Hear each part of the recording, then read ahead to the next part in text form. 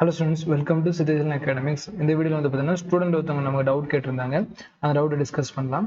So இந்த டவுட்டுக்கு முன்னாடி இந்த டாப்பிக்கை பார்த்தலாம். இது வந்து ஃப்ளெமிங் ரைட் ஹேண்ட் ரூலை டிபெண்ட் பண்ணுது. சார், ஃப்ளெமிங் ரைட் ஹேண்ட் ரூல்னா என்ன? ஒன்றும் இல்லை. உங்களோட இண்டெக்ஸ் ஃபிங்கர் இருக்குது பார்த்தீங்களா, இது வெலாசிட்டி எடுத்துக்கோங்க. ஒரு கண்டக்டர் கொடுத்துருப்பாங்க, அது அந்த பக்கம் போகக்கூடிய வெலாசிட்டி எடுத்துக்கோங்க. ரெண்டாவது, இந்த ஃபிங்கர்ஸ் எல்லாம் இருக்குது பார்த்தீங்களா, இந்த ஃபிங்கர்ஸ் எல்லாம் உங்களோட மேக்னெட்டிக் ஃபீல்ட் டைரக்ஷன் எடுத்துக்கணும். காந்தப்புலம் எந்த பக்கம் இருக்கோ அந்த பக்கம் எடுத்துக்கணும். அடுத்து வந்து இந்த பாம் இருக்கு பாத்தீங்களா, இந்த வந்து பாத்தீங்கன்னா ஃபோர்ஸ், இந்த பக்கம் வந்து பாத்தீங்கன்னா ஃபோர்ஸ் இருக்க டைரக்ஷன், இந்த பக்கம் வச்சா ஃபோர்ஸ் கிடைக்கும். சரி, எப்படி ஞாபகம் வச்சுக்கலாம் பாருங்க. இந்த இண்டெக்ஸ் ஃபிங்கர் ஆடுறனா கட்டவரில் ஆடுதா, ஸோ இது வெலாசிட்டி ஞாபகம் வச்சுக்கலாம் ஷார்ட்கட்டுக்கு. இது ஃபோர்ஸா, இப்போ ஓங்கி அடிச்சோன்னா இந்த இடத்துல ஃபோர்ஸா அடி விழும். அப்போ இந்த ஃபோர்ஸை நம்ம ஞாபகம் வச்சுக்கலாம். ஆட்டோமேட்டிக்காக அது வந்து மேக்னெட்டிக் ஃபீல்ட் டைரக்ஷன் அப்படின்னு நம்ம தெரிஞ்சுக்க முடியும். ஸோ இந்த நாலேஜோட நம்ம டாபிக் ஆரம்பிக்கலாம். கவனிங்க. A conducting rod black கலர்ல இருக்கு. in a magnetic field orange. இங்க பாருங்க சார், டாட்டா வச்சிருக்காங்க. டாட்டா வச்சிருக்காங்கன்னு என்ன அர்த்தம்? மேக்னெட்டிக் ஃபீல்டு வெளியே வருதுன்னு அர்த்தம். எப்படி ஞாபகம் வச்சுக்கலாம்னா, புள்ளி வச்சு கோலத்தை வீட்டுக்கு வெளியே தானே போடுவோம். அப்போ புள்ளியா வந்துச்சுன்னா அது வந்து மேக்னெட்டிக் ஃபீல்ட் வெளியே வருதுன்னு அர்த்தம். ஷார்ட்கட்டா ஞாபகம் வச்சுக்கலாம். ஸோ இந்த இடத்துல மேக்னெட்டிக் ஃபீல்டு வந்து பார்த்தீங்கன்னா அவுட்வர்ட், வெளியே வந்துட்டு இருக்கு. Is moving with velocity v. இந்த பக்கம் வெலாசிட்டி v-யோட வந்துட்டு இருக்கு. Find the direction of the force in the magnetic field exerted on the bar. இந்த பார் மேல எவ்வளவு மேக்னெட்டிக் ஃபீல்ட் கிரியேட் ஆகும் அப்படின்னு கேட்டிருக்காங்க. சிம்பிள்மா, நான் சொல்லி கொடுத்தது ஃபர்ஸ்ட் இந்த லைன் வரல வந்து பார்த்தீங்கன்னா மேக்னெட்டிக் ஃபீல்ட் சைடு வச்சுக்கணுமா. இப்போ பாருங்க, ஸ்க்ரீனை விட்டு வெளியே வருது, ஸ்க்ரீனை விட்டு வெளியே வருது. ஸோ நான் வெளியே வச்சுட்டேன். என் சைடு இந்த விரல்கள் வரணும்.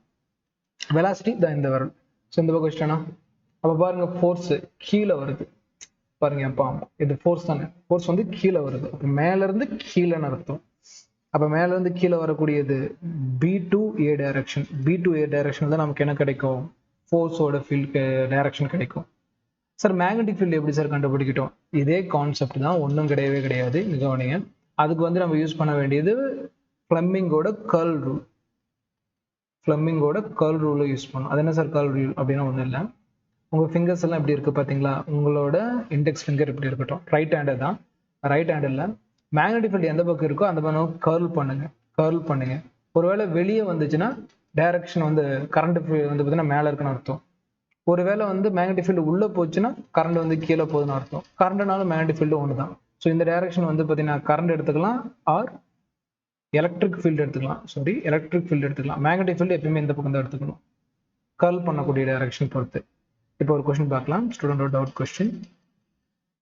A conducting rod is black. இந்த பக்கத்துல ராட் வந்து black is moving with magnetic field orange. இது அந்த ஆரஞ்சு கலர் மேக்னெட்டிக் ஃபீல்ட்.